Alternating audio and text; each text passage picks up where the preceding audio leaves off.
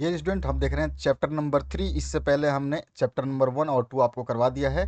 Chapter number 3 है आपका साझेदार का प्रवेश। इसके इंपॉर्टेंट क्वेश्चंस देखेंगे इस वीडियो के दौरान। आपके सारे चैप्टर्स चैप्टर वाइज करवा रहे हैं, उनको जरूर देख लीजिए। आपका जो है एग्जाम बहुत अच्छा हो पाएगा उससे। पहला क्वेश्चन जो पूछा गया है, नए साझेदार द्वारा ख्याति के लिए लाई गई नकदी राशि वर्तमान साझेदारों द्वारा किस अनुपात में बांटी जाती है। अच्छा क्वेश्चन है। तो आंसर क्या हो जाएगा, त्याग के अनुपात में। तो यहाँ पे जो सैक्रिफाइसिंग रेशियो है, ये सी ऑप्शन करेक्ट हो जाएगा। हिंदी और इंग्लिश मीडियम दोनों के लिए सॉल्यूशंस हैं। जितने भी सॉल्यूशंस बनाए जा रहे हैं वो हिंदी और इंग्लिश मीडियम को ध्यान रख के बनाए जा रहे हैं। दूसरा क्वेश्चन है, त्याग अनुपात निकाला जाता है। तो यहाँ पे क्वेश्चन है, त्याग अनुपात निकाला जाता है, तो आंसर क्या हो जाएगा इसका, इसका हो जाएगा एक साझेदार के प्रवेश पर जो है त्याग अनुपात निकाला जाता है।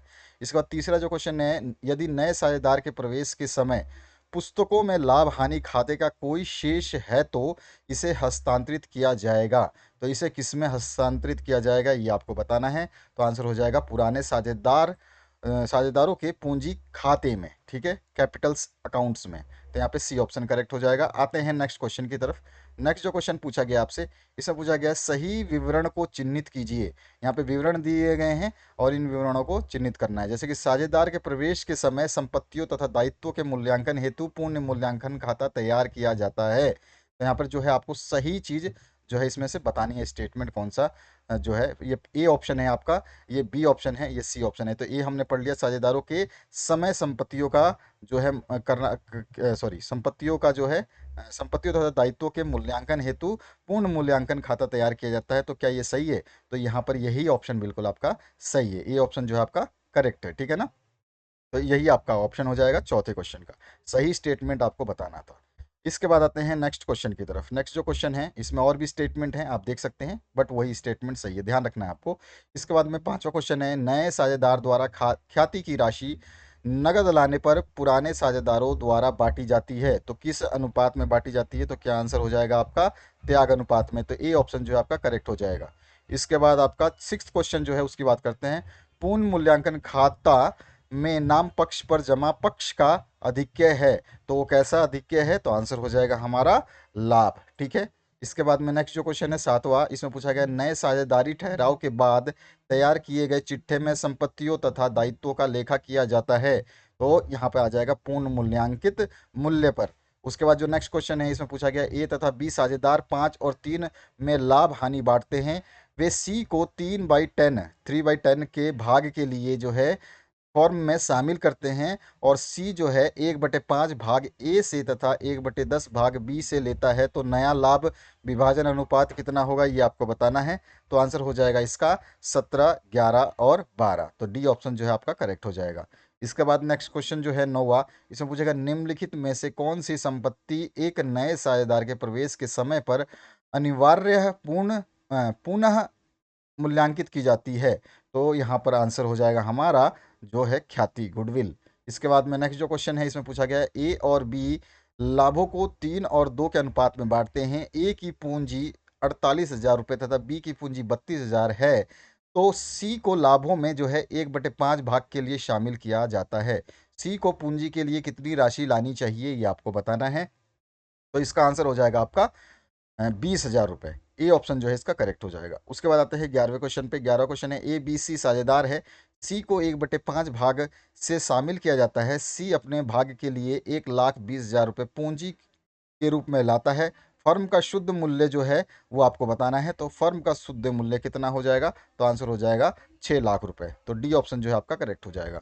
अगले क्वेश्चन की बात करते हैं। इसमें 12वां क्वेश्चन पूछा गया है, ए और बी लाभों को 3 और 4 के अनुपात में विभाजित करते हैं। सी को 1/5 भाग के लिए प्रवेश दिया जाता है। नया लाभ विभाजन अनुपात जो है आपको बताना है, जो हो जाएगा 12, 16 और 7।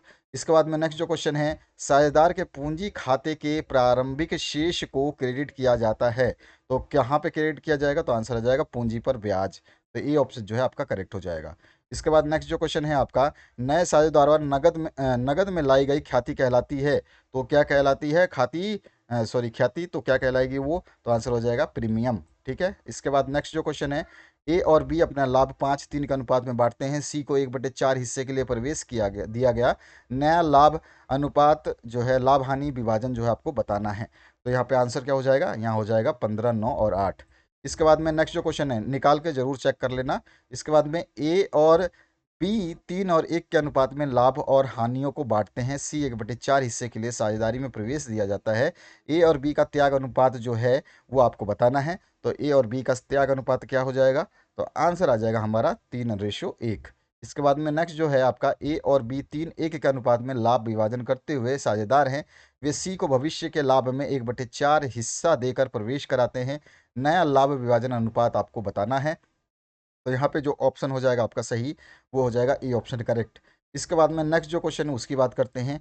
यहाँ पूछा गया है त्याग अनुपात का सूत्र जो है आपको फॉर्मूला बताना है। तो फॉर्मूला हो जाएगा आपका पुराना अनुपात माइनस नया अनुपात। उसके बाद जो नेक्स्ट क्वेश्चन है इसमें क्या पूछा गया आपसे, संचित लाभ और संचयन का हस्तांतरण किया जाएगा। तो यहाँ पर कहाँ पे किया जाएगा ये आपको बताना है। तो आंसर क्या हो जाएगा आपका, वो किया जाएगा साझेदारों के पूंजी खाते में। उसके बाद जो है आपका 20वां क्वेश्चन, संपत्तियों एवं दायित्वों को पुनः मूल्यांकित मूल्य पर दिखाया जाता है। तो यहाँ पे आंसर आ जाएगा किस में दिखाया जाता है? तो आंसर हो जाएगा नए आर्थिक चिट्ठे में। इसके बाद में है आपका नए साझेदारों के प्रवेश पर पुराने तुलन पत्र में दर्शाए गए संचयन हस्तांतरित करेंगे। तो कहाँ पे करेंगे इसको? तो आंसर हो जाएगा हमारा जो है पुराने साझेदारों के पूंजी खातों में। तो इसके बाद में नेक्स्ट जो क्वेश्चन है उसकी बात करते हैं। यहाँ पर है अ ब स एक फर्म में साझेदार हैं, द नए साझेदार के रूप में प्रवेश करता है। तो यहाँ पर क्या आंसर हो जाएगा हमारा? तो पुरानी साझेदारी पूर्ण गठित होगी। ये तो पता ही है आपको अच्छी तरह से, ये क्वेश्चन बहुत इंपॉर्टेंट रहता है और कई बार पूछा जाता है। उसके बाद में 23वां क्वेश्चन है, किसी नए साझेदार के प्रवेश पर परिसंपत्तियों में हुई मूल्य की वृद्धि से डेबिट किया जाएगा। तो यहाँ पर जो है आपका क्या आंसर हो जाना चाहिए इसका 23rd का? तो संपत्ति खाता, एसेट्स अकाउंट। इसके बाद जो नेक्स्ट क्वेश्चन है इसमें पूछा गया आपका, किसी नए साझेदार के प्रवेश पर अवतरित लाभों को जो कि पुरानी फर्म के चिट्ठे में दर्शाए गए हैं पूंजी खातों में हस्तांतरित होंगे। तो आंसर हो जाएगा हमारा पुराने साझेदारों के पुराने लाभ विभाजन अनुपात में। इसके बाद जो है आपका नेक्स्ट क्वेश्चन है, एक फर्म में जेड को लाभ में 1/4 अंश के लिए प्रवेश किया जाता है या दिया जाता है, जिसके लिए वह ख्याति के लिए 30,000 लाता है। यह पुराने साझेदार एक्स और वाई द्वारा लिया जाएगा। तो किस में लिया जाएगा ये आपको बताना है। तो आंसर क्या आ जाएगा? तो आंसर आ जाएगा हमारा जो है त्याग अनुपात में। तो सी ऑप्शन जो है आपका करेक्ट हो जाएगा। इसके बाद में है नए साझेदार के प्रवेश पर संपत्तियों के मूल्य में कमी को डेबिट किया जाएगा। तो आंसर आ जाएगा लाभ हानि संयोजन खाते में। इसके बाद है आपका नेक्स्ट, नए एक नए साझेदार के प्रवेश के समय सामान्य संचयन हस्तांतरित किया जाता है। तो किस में किया जाएगा? तो आंसर हो जाएगा आपके पुराने साझेदारों के पूंजी खाते में। उसके बाद जो नेक्स्ट क्वेश्चन है इसमें पूछा गया, यदि नया साझेदार ख्याति की राशि नगद लाता है तथा ख्याति खाते में पहले से शेष विद्यमान हो तो ख्याति को पुराने साझेदारों में अपलिखित किया जाएगा। तो यहाँ पे किस चीज़ में किया जाएगा ये आपको बताना है। तो 28वें का आंसर हो जाएगा पुराने लाभ हानि लाभ अनुपात में। ठीक है, लाभ अनुपात में। ठीक है, इसके बाद में नेक्स्ट जो है यहाँ पर ओल्ड प्रॉफिट शेयरिंग रेशो में, यानी कि पुराने लाभ अनुपात में, यहाँ पे ये डबल लिख दिया है। इसके बाद में नेक्स्ट जो है 29 नंबर, अ और ब एक फर्म में साझेदार हैं जो लाभों को 3 और 2 के अनुपात में विभाजित करते हैं। वे स को फर्म में 1/3 भाग के लिए जो है 1/3 पोर्शन के लिए जो है प्रवेश देते हैं। अ ब स का नया लाभ विभाजन अनुपात आपको बताना है। तो यहाँ पर जो आंसर हो जाएगा हमारा वो क्या हो जाएगा? 6:4:5। इसके बाद जो नेक्स्ट क्वेश्चन है इसमें पूछा गया आपसे, एक्स और वाई साझेदार हैं जो लाभों को 1/1 के अनुपात में विभाजित करते हैं। वे जेड को 1/5 के लिए प्रवेश देते हैं, जिससे ख्याति के लिए 25,000 रुपये का योगदान दिया। उसने क्या है? 25,000 रुपये ख्याति के लिए योगदान दिया। तो फर्म की ख्याति का कुल मूल्य जो है आपको बताना है। तो आंसर हो जाएगा हमारा कुल मूल्य 1,25,000 रुपये। इसके बाद में है आपका पुनर्मूल्यांकन पर लाभ या हानि को वहन करते हैं। तो आंसर क्या हो जाएगा आपका? पुराने साझेदार करते हैं। उसके बाद जो नेक्स्ट क्वेश्चन है बहुत इंपॉर्टेंट क्वेश्चन था वो, और जब नया साझेदार ख्याति की रकम के लिए नगद देता है तो फर्म की बहियों में उस रकम को डेबिट करना चाहिए। तो यहाँ पे क्या आंसर होगा? तो आंसर होगा रोकड़ खाते में। उसके बाद आते हैं 33 नंबर क्वेश्चन पे। तो इसमें पूछा गया, नए साझेदार के द्वारा ख्याति की राशि नगद लाने को कहते हैं, तो उसको क्या कहते हैं? तो उसको कहते हैं हम जो है ख्याति के लिए अधिमूल्य। तो यहाँ पे सी ऑप्शन करेक्ट हो जाएगा। इसके बाद में है पुनः मूल्यांकन खाता या लाभ हानि समायोजन खाता का शेष पुराने साझेदारों के पूंजी खातों में हस्तांतरित किया जाता है। तो क्या आंसर आ जाएगा इसका? तो इसका आंसर आ जाएगा पुराने लाभ विभाजन अनुपात में। ए ऑप्शन जो है करेक्ट हो जाएगा। उसके बाद आते हैं नेक्स्ट क्वेश्चन की तरफ। साझेदारी फर्म के पूर्ण गठन पर अलिखित देनदारी का लेखा करने पर होगा। तो क्या होगा? लाभ होगा, हानि होगा, या लाभ हानि दोनों होगा? तो आंसर क्या आ जाएगा आपका? तो आंसर आ जाएगा वर्तमान साझेदारों को हानि होगी। तो बी ऑप्शन जो है करेक्ट हो जाएगा। उसके बाद में है आपका 36 नंबर क्वेश्चन। एक्स और वाई तीन दो के अनुपात में जो है लाभ बांटते हैं। जेड को 1/5 के लिए साझेदार बनाया गया। तो यहाँ पर बोल रहा है कि जेड जो है एक्स से 3/20 लेता है और वाई से जो है 1/20 लेता है। तो नया लाभ विभाजन अनुपात आपको निकालना है। तो इसका आंसर हो जाएगा 9, 7 और 4। ये ऑप्शन जो है इसका करेक्ट हो जाएगा। इसके बाद 37 नंबर जो क्वेश्चन है, पूर्ण मूल्यांकन खाते में डेबिट नाम पक्ष पर क्रेडिट जमा पक्ष का आधिक्य है।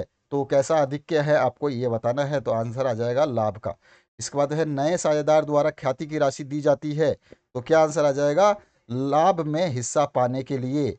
इसके बाद में नेक्स्ट जो क्वेश्चन है, त्याग अनुपात का यहाँ पर आपको फॉर्मूला बताना है। तो क्या आंसर आ जाएगा? प्राप्ति अनुपात, सॉरी, पुराना अनुपात माइनस नया अनुपात।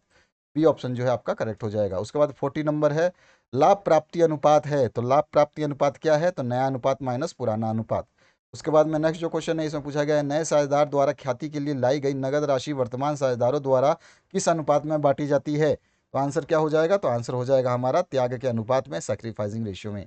उसके बाद जो है आपका ए बी सी तीन साझेदार हैं जो लाभ हानियों को 4, 3, 2 को 2 के अनुपात में बांटते हैं और डी को 1/10 भाग के लिए प्रवेश दिया गया है। तो नया अनुपात जो है आपको बताना है। तो क्या हो जाएगा नया अनुपात? तो नया अनुपात हो जाएगा आपका 4, 3, 2, 1। सी ऑप्शन जो है ये करेक्ट हो जाएगा। उसके बाद में आते हैं नेक्स्ट क्वेश्चन की तरफ। यदि फर्म की कुल संपत्तियां जो है 4,50,000 रुपये हो एवं कुल बाह्य लेनदार जो है वो ये 55,000 हो, तो साझेदारों की पूंजी की राशि कितनी होगी ये आपको बताना है। तो आंसर कितना आ जाएगा? तो वो हो जाएगा आपका 3,50,000। एक ऑप्शन जो है ए ऑप्शन करेक्ट हो जाएगा। उसके बाद है आपका नेक्स्ट क्वेश्चन। इसमें पूछा गया है आपसे, साझेदारों के प्रवेश पर पुस्तकों में कब ख्याति का लेखा बिल्कुल नहीं किया जाता। तो किस समय नहीं किया जाता ये आपको बताना है। तो आंसर हो जाएगा यदि ख्याति निजी तौर पर दी गई हो तब। तो ये ऑप्शन जो है इसका करेक्ट हो जाएगा। इसके बाद में है जब नया साझेदार ख्याति के लिए रोकड़ लाता है तो राशि को क्रेडिट किया जाता है।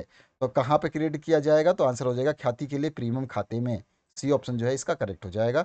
इसके बाद में है आपका 46 नंबर, फर्म की ख्याति को 1 लाख पर जो है मूल्यांकित किया जाता है। पुस्तकों में ख्याति 50,000 पर प्रदर्शित है।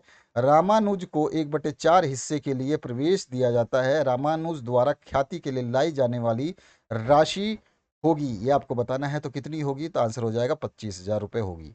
उसके बाद जो नेक्स्ट क्वेश्चन है, इसमें पूछा गया है ए बी लाभों को 7 और 3 के अनुपात में बांटते हैं, बांटते हुए साझेदार है और सी को जो है नए साझेदार के रूप में प्रवेश दिया गया। ए ने अपने हिस्से से 1/7 भाग और बी ने अपने हिस्से का 1/3 भाग जो है सी को दिया।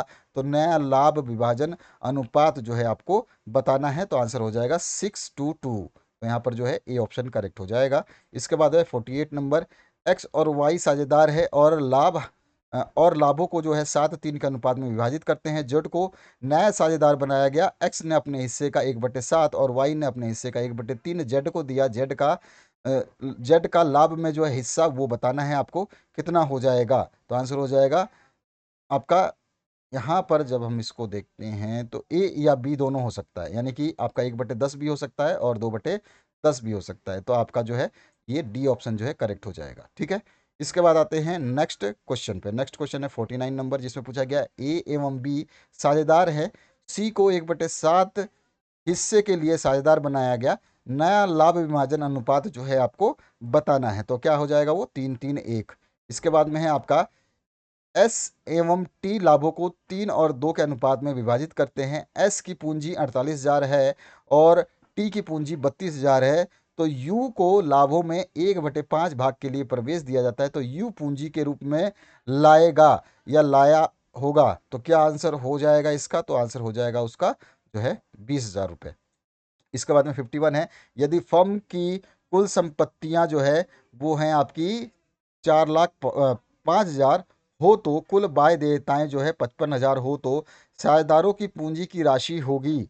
तो साझेदारों की पूंजी की राशि आपको बतानी है, तो कितनी हो जाएगी वो हो जाएगी 3,50,000 रुपये। इसके बाद में है आपका 52 नंबर, ए और बी एक फर्म में साझेदार हैं, सी का प्रवेश 1/4 भाग के लिए होता है, ए और बी का त्याग अनुपात जो है आपको बता देना है। तो आंसर क्या हो जाएगा, इसका आंसर हो जाएगा आपका त्याग अनुपात 1/1। ठीक है, तो फर्स्ट ऑप्शन जो है आपका करेक्ट हो जाएगा। इसके बाद में आपका नेक्स्ट क्वेश्चन है, एक नए साझेदार को साझेदारी में शामिल किया जा सकता है, कब किया जा सकता है? तो आंसर हो जाएगा सभी पुराने साझेदारों की सहमति से। इसके बाद में है आपका नेक्स्ट क्वेश्चन, जब नया साझेदार अपने हिस्से की ख्याति की राशि नगद लाता है तो उस पर राशि को डेबिट करेंगे, तो किसमें से करेंगे, कैसे करेंगे? तो आंसर क्या हो जाएगा, रोकड़ या बैंक खाते में। तो सी ऑप्शन जो है आपका 54 नंबर का सही हो जाएगा। उसके बाद आते हैं 55 नंबर पे। इसमें पूछा गया आपसे, जब नया साझेदार अपने हिस्से की ख्याति की राशि नगद में नहीं लाता है तो उस राशि को डेबिट करेंगे, किसमें से डेबिट करेंगे? तो आंसर हो जाएगा नए साझेदार के पूंजी खाते में। तो बी ऑप्शन जो है आपका करेक्ट हो जाएगा। इसके बाद में 56 नंबर, पुराने साझेदारों का त्याग किसके बराबर होता है? तो पुराने साझेदारों का त्याग जो है पुराना माइनस नया अनुपात होता है। इसके बाद में जो है आपका साझेदार के प्रवेश पर फर्म की पुस्तक में कब ख्याति का लेखा बिल्कुल नहीं किया जाता, कब नहीं किया जाता ये आपको बताना है। तो आंसर है जब ख्याति व्यक्तिगत रूप में दी जाती है। ये दूसरी बार क्वेश्चन है। इसके बाद में है आपका, जब नया साझेदार ख्याति के लिए नगद लाता है तो राशि को क्रेडिट किया जाता है। तो राशि को कहाँ क्रेडिट किया जाता है? तो आंसर आ जाएगा ख्याति के लिए प्रीमियम खाते में। सी ऑप्शन जो है आपका करेक्ट हो जाएगा। और इसके बाद जो है आपका 59, फर्म की ख्याति का मूल्यांकन जो है 2 लाख पर किया जाता है। पुस्तकों में पहले से ही ख्याति 50,000 विद्यमान है। सी को 1/4 हिस्से के लिए प्रवेश दिया गया तो सी के द्वारा ख्याति के लिए पाई जाने वाली राशि होगी, ये आपको बताना है। तो वो होगी 50,000 रुपये। बी ऑप्शन करेक्ट हो जाएगा। उसके बाद में आपका सेकंड लास्ट क्वेश्चन जो है इसमें पूछा गया, सी को लाभ में 1/4 भाग देकर शेष ए और बी बराबर अनुपात में बांटते हैं। नया लाभ अनुपात जो है आपको बताना है। तो नया लाभ अनुपात हो जाएगा 3-3-2। इसके बाद में अंतिम क्वेश्चन जो है इसमें पूछा गया आपसे, नए साझेदार के प्रवेश से क्या बढ़ जाता है? तो यहाँ पर जो है नए साझेदार के प्रवेश से क्या बढ़ जाता है, दायित्व बढ़ती है या फिक्स लायबिलिटी बढ़ती है या लाभ अनुपात बढ़ता है? तो यहाँ पर जो है इसमें से कुछ भी नहीं बढ़ता, तो इनमें से कोई नहीं। आपका डी ऑप्शन जो है करेक्ट हो जाएगा। वो तो टर्म्स एंड कंडीशंस पे डिपेंड होता है, इस पे नहीं। तो यहाँ पर जो है आपका ये अंतिम क्वेश्चन था। इसी तरह से अगला चैप्टर जो हम देखेंगे, साझेदार का अवकाश ग्रहण, अगर रिटायरमेंट ऑफ ए पार्टनरशिप हो जाती है तो क्या होगा, चौथा चैप्टर हम इसमें लेंगे। इसी तरह से आपके चैप्टर वाइज सारे के सारे सॉल्यूशंस आपको प्रोवाइड करेंगे। बने रहिए इस चैनल के साथ साथ ताकि आपका स्कोर जो है अच्छा हो पाए। Thank you very much, have a good day. और लाइक शेयर सब्सक्राइब करना बिल्कुल ना भूलें।